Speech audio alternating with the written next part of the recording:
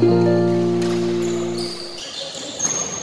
kita selamat datang kembali di channel Hobi Kidal. Ini video udah agak lama, tapi waktu itu aku main dengan teman yang baru yang aku belum pernah kenal sih, yang namanya Adit. Yang dua lainnya udah kenal tapi jarang kumpul karena aku nggak main di grup ini. Di video kali ini aku mau bahas mengenai rajin tangkal tabrakan. Jadi kalau pemain yang terlalu rajin itu nanti buntut-buntutnya bisa tabrakan. Khususnya aku lihat karena yang main ini banyak anak yang muda-muda ya. Ya dibandingkan aku yang paling tua. Dan menurutku mereka cukup cepat mainnya. Terus dan juga terlalu rajin. Kalau dilihat dari partnerku sendiri yang namanya Ricky itu mainnya rajin sampai aku kadang bingung juga, ini bola mau diambil atau enggak, kok tahu-tahu mundur tapi kok gak jadi ambil. Jadi aku bingungnya di situ. Nah kayak gini nih. Kita ulangi lagi ya. Ini kan bola di lob terus aku nurunin bola, harusnya kan Ricky itu jaga di depan, jadi aku di belakang ya ambil kiri kanan, tahu-tahu dia mundur ya. Jadi aku nggak berani lari ke sisi yang kiri, nanti tabrakan. Terus kan nggak ada yang jaga di depan ya kalau Ricky mundur. Ternyata dia juga bingung.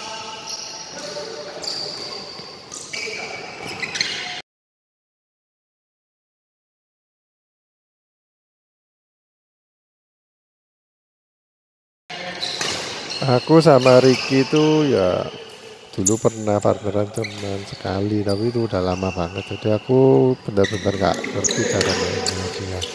Dan aku juga gak kenal.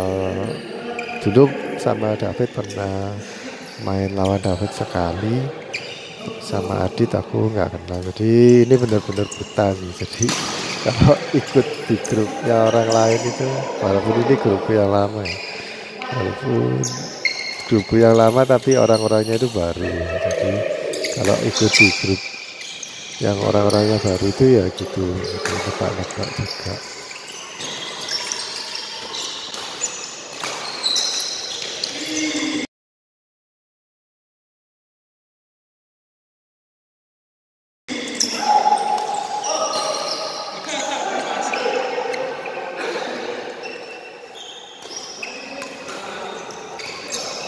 Ricky pengamatannya kurang bagus. Ricky ini kayak Willy, jadi sering main safe. Jadi kalau ada bola yang dia ragu-ragu masuk atau enggak, itu biasanya nggak mau ambil. Padahal kalau aku sih meskipun out tapi aku ragu-ragu, aku biasanya ngambil. Nah di timnya David juga terlalu rajin David, jadi mau ngambil tapi nggak jadi. Ada beberapa alasan kenapa kok pemain depan mau ngambil tapi nggak jadi. Satu, karena dia mempertimbangkan kalau misalkan mau ngambil tapi bakal nggak nutut atau nggak nyampe, dan itu nanti berakibat bolanya tanggung, jadi mending nggak diambil. Kalau udah gitu ya pemain belakang yang harus siap apapun yang dilakukan pemain depan, yang pemain belakang juga harus siap. Ya aku nggak kasih saran seperti ini ya, mana yang lebih superior, pemain depan atau pemain belakang. Tapi kan karena kita main double jadi harus saling membantu lah, jadi harus sama-sama levelnya. Tapi nggak boleh merasa kalau yang satu lebih superior dari yang satunya, atau yang biasanya dianggap lebih superior itu yang pemain depan, karena yang pemain depan itu kan ngasih cari-cari bola atau playmaker istilahnya. Tapi bukan berarti dia itu lebih superior. Bisa jadi kalau kayak di mix double kan pemain depannya dianggap kayak lebih inferior, jadi yang digendong kan, jadi yang pemain belakang yang mainnya lebih keras, bisa jadi kayak gitu. Tapi kalau kita melihatnya dari sudut pandang main double untuk kerjasamanya ya, kalau pemain depan itu mundur, ya pemain belakang yang lebih mengalah. Jadi pemain belakang itu harus banyak mengalah. Sebabnya apa? Alasannya apa? Karena pemain belakang itu bisa melihat pemain depan. Sedangkan pemain depan kan nggak bisa melihat pemain belakang. Kecuali menoleh, dan menoleh itu nggak disaranin. Karena nanti kalau noleh pemain belakang yang ngambil, nanti bisa kena mata, itu fatal. Dan aku pernah dengar ocehannya atau komentarnya Oma Gil, dia pernah kapok karena pernah noleh lalu matanya kena bola dari temennya sendiri yang di belakang, terus masuk rumah sakit beberapa hari. Sejak itu dia kapok. Padahal Oma Gil kan atlet profesional ya, tapi eh, harus belajar melalui pengalaman yang tidak mengenakan. Ya sebelum kalian matanya cedera, sebaiknya pemain depan memang nggak boleh tolak-toleh. Dan alasan kedua, selain karena itu berbahaya buat mata ya, alasan keduanya, kalau kamu sering noleh ke belakang, nanti nggak fokus sama permainan yang di depan. Kan bisa lihat bola aja kan. Kalau bolanya udah lewat, terus kita siap-siap ke tempat lainnya. Jadi fokusnya jangan dibawa ke belakang, tapi fokus ke depan.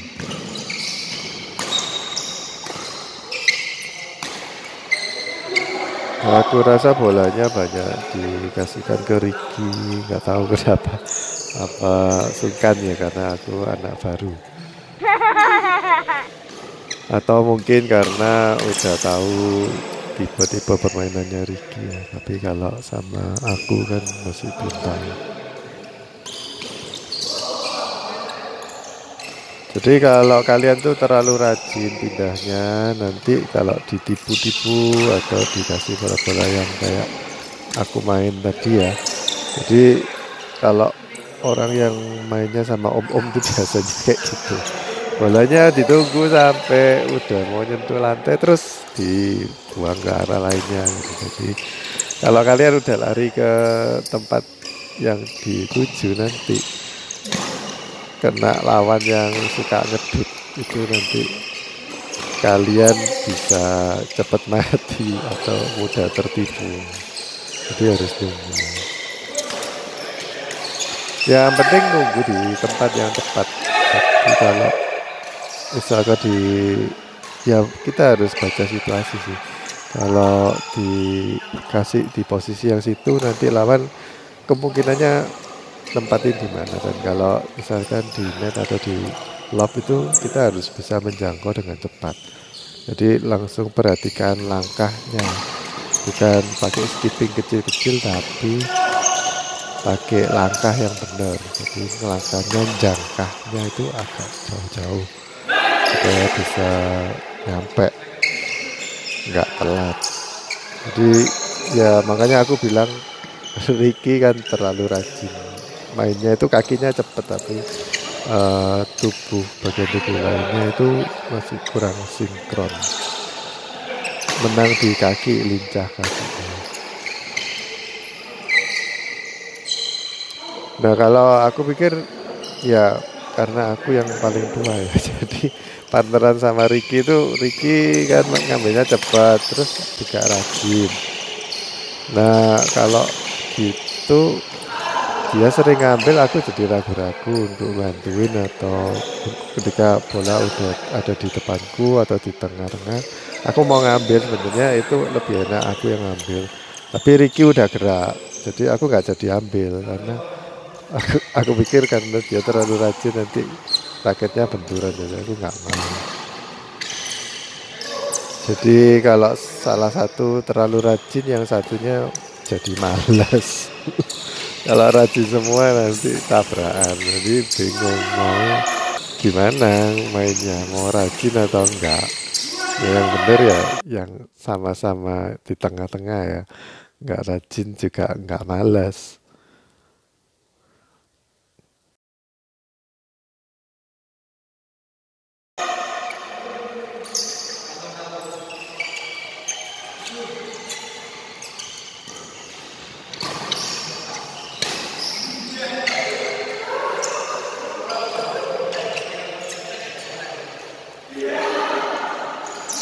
Ini lagi kan bolanya itu sebenarnya di atasku loh, tapi mau diambil sama Ricky. Harusnya kan aku yang ngambil. Toh juga sama-sama di daerah bagian. Kan itu di atasku tapi agak kanan kan, karena aku juga di sebelah kirinya Ricky, jadi kan di daerah bagiannya Ricky. Jadi sama-sama nggak enak sebenarnya. Coba kalian amati rally ini ya. Jadi kalau tadi Ricky rajin, tapi kalau kita main cepat nggak tahu kan harus bagaimana. Kalau Ricky sendiri ya pasti capek kalau main cepat. Jadi kita harus ada kayak giliran, nggak boleh diambil semua sendiri. Kayak di sini aku bilang ke Ricky, aku yang ambil, col, aku ambil, jadi nggak tabrakan. Jadi harus ada kayak gitu. Ini aku ulangi ya videonya, jadi ini rally yang lumayan seru dan kalian bisa belajar kalau ya rajin kan Ricky itu ngambil-ngambil terus, tapi waktu kita udah main cepat aku mulai atur-atur bola, jadi biar temponya itu nggak jadi cepet lagi, jadi kasih kayak break shot, ngenet, terus kelop tinggi, jadi biar nggak main cepet. Tapi kalau nanti main cepet jadi kewalahan Ricky karena mau diambil terus.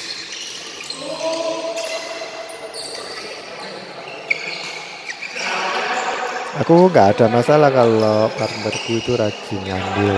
Ya, kayak Ricky gini lumayan pasif buat aku. Dia rajin ngambil, cuman kadang-kadang kalau udah ada aku di situ ya udah kasih aku aja, jangan diambil lagi. Nanti aku nganggur gabut. Dan kalau kayak tadi ya Ricky itu kecepatan pindah, nanti nggak tahu atau nggak bisa cover daerah lainnya.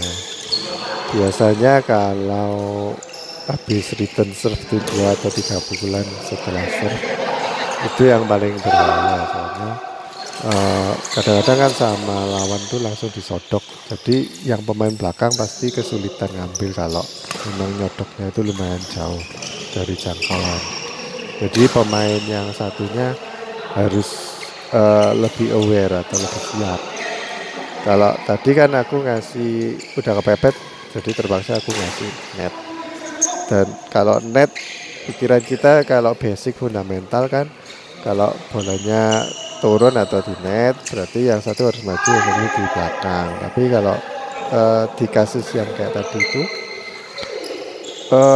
Ricky nggak boleh cepet-cepet maju ke depan, nggak boleh mikir oh aku harus jaga depan, tapi harus jaga sepertiga atau mungkin separuh diagonal. Jadi eh, jaganya itu diagonal, jadi net di dekatnya aku naruh bola sama yang ketika sama David tadi dibuang ke serong yang aku maju tadi itu. Jadi itu harusnya coverannya Ricky. Tapi ya memang agak sulit sih kalau kita udah maju atau kedekatan sama net itu nggak bisa mukul atau nggak bisa ambil. Kecepatan kalau kita dekat sama net tuh bolanya udah kecepatan, kita mau ngayun raket itu agak sulit.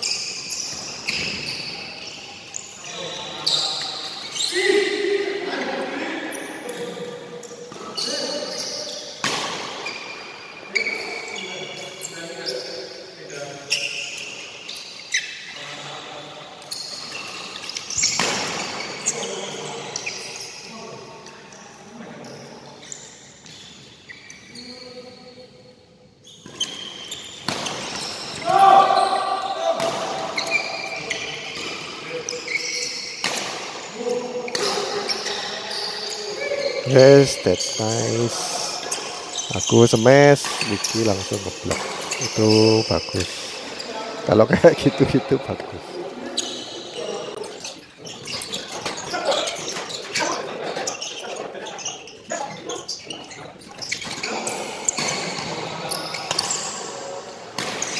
Kayaknya poinnya lanjut ini ya. Jadi game pakai hitungan lama, pindah bola, terus game 30.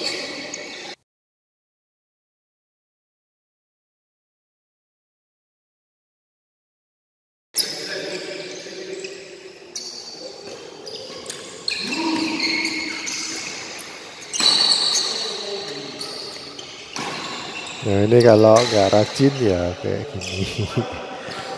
Jadi nggak siap terus, mati.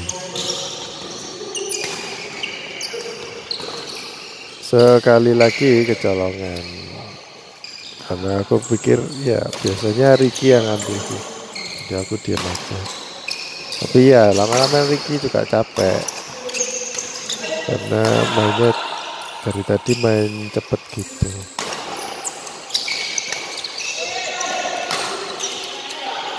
Nah ini bola di depanku loh. Ricky itu udah gerak lagi. Pikirku aku mau diambil atau enggak. Kalau bisa itu pemain satunya itu jangan gerak. Kalau yang memang udah bagiannya pemain lainnya. Apalagi kalau ada tanda-tanda yang satu lebih agresif atau lebih cepat rajin ngambil. Nanti yang satunya jadi bingung, jadi diambil enggak. Nah itu aku nggak suka kalau kayak gini ya. Kalau Ricky jadi pemain depan dan ya nggak cuman Ricky sih, kalau ada partnerku jadi pemain depan, dia terus karena nggak mau dikira orang yang males atau nganggur, terus dia ngambil tapi ngambilnya nanggung, jadi lawan tuh langsung ngemes atau langsung neken kita gara-gara terlalu rajin ngambil. Ini David juga rajin terus mau ngambil yang di hampir tabrakan sama Adit. Yang barusan itu sebenarnya bolanya Adit, jadi David nggak perlu mundur. Kapan sih harusnya kalau David tuh mundur bantuin? Ya kalau misalkan ada smash lurus atau smash keras dari Adit, nggak mesti lurus ya, tapi kalau smash keras terus bolanya itu dibuang ke kolomnya lurusannya David, itu David mau ngambil lebih enak, jadi bisa lebih cepat untuk nyerang. Kalau menurutku sih tujuannya cuma lebih cepat nyerang lawan gitu aja, jadi lawan tuh nggak sempet recover karena dihujani smash. Yang ngemes kan 2 orang, jadi bingung lawannya. Tapi kalau selain itu kalau mau bantuin sebenarnya nggak usah sih. Yang aku ingat kalau main sama Adit, dia bagiannya masih lemah, jadi mungkin bisa lebih diserang di bagian-bagiannya.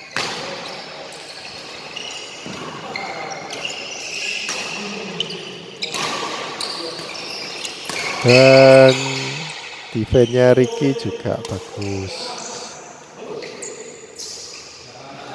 Selesai main aku tanya pakai raket apa kok smashnya tajam sama defense-nya bagus, katanya ganti-ganti. Nah ini smashnya nggak tajam, berarti itu ganti raket yang lain. Kalau bisa sih waktu satu game kalian jangan ganti-ganti raket, maksudnya ganti dengan merek atau tipe yang lain ya. Karena nanti ngerusak feeling, jadi feelingnya raket tuh nanti berubah.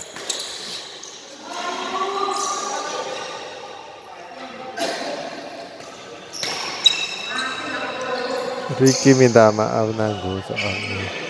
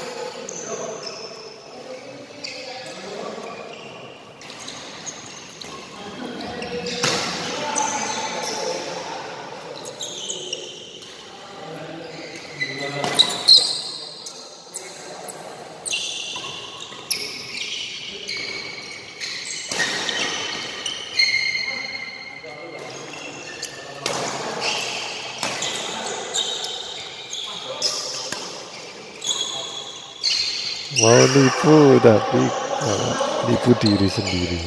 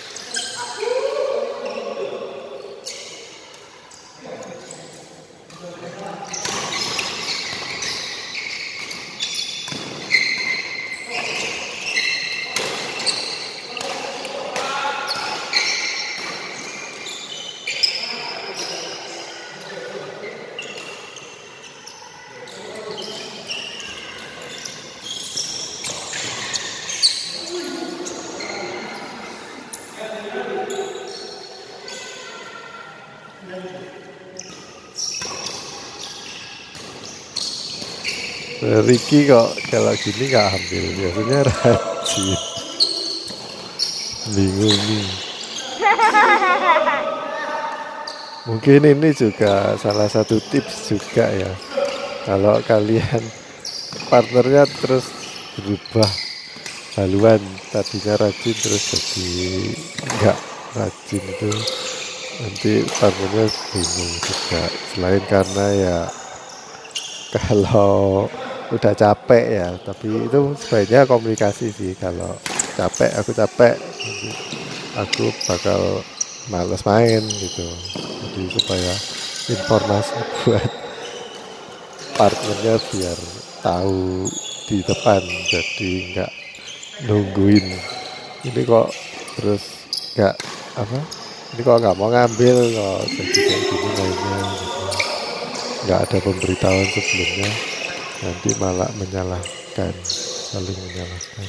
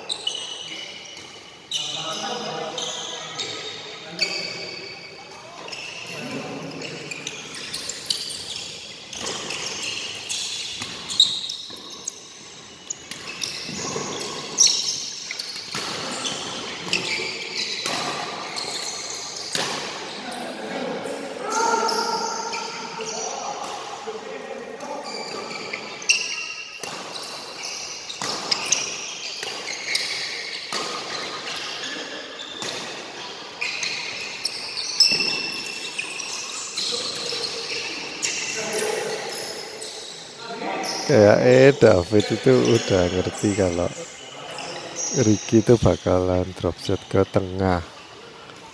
Mungkin kebiasaannya. Ricky kalau suka drop shot ke tengah, tapi aku gak tahu. Belum mengamati sejauh itu.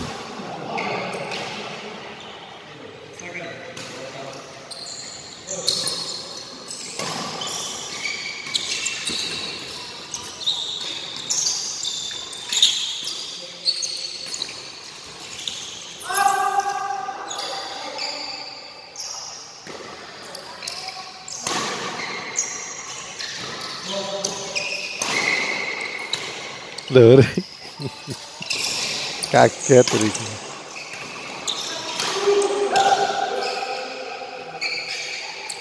Aku lebih senang mainnya itu kayak gini, jadi santai. Terus pressingnya itu lebih mengena dan bikin lawan tuh lebih lari-lari, nggak statis. Kalau smash sama defense itu kan lebih banyak statis ya.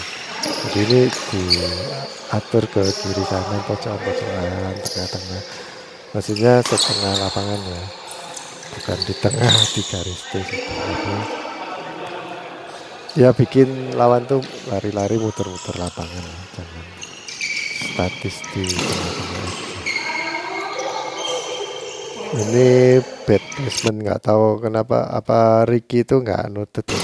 Tapi kalau buang bola nggak nutut itu biasanya orang-orang itu lurus, bukannya dibuang ke tengah. Di tengah itu gampang bagi lawan untuk ngambil. Ricky terlalu rajin. Memang kalau lagi jaga di tengah terus ada bola kayak sekiranya bisa ngambil, tapi kan nanggung ya. Itu pemain depan harusnya ngambilnya agak mundur dulu baru ngambil. Jadi nggak kayak Ricky gitu. Ya gak apa-apa, mundur kan yang belakang itu kelihatan. Oke guys, gitu aja. Gamenya udah berakhir. Aku kalah. Gak apa-apa. Yang set satu tadi menang, tapi karena lanjut ya, jadi aku kalah. Oke guys, sampai jumpa di video berikutnya. Jangan lupa di like atau subscribe kalau masih belum subscribe. Nanti mungkin kalau aku niat mungkin review raket yang aku pakai tadi ya. Sampai jumpa di video berikutnya. Dadah.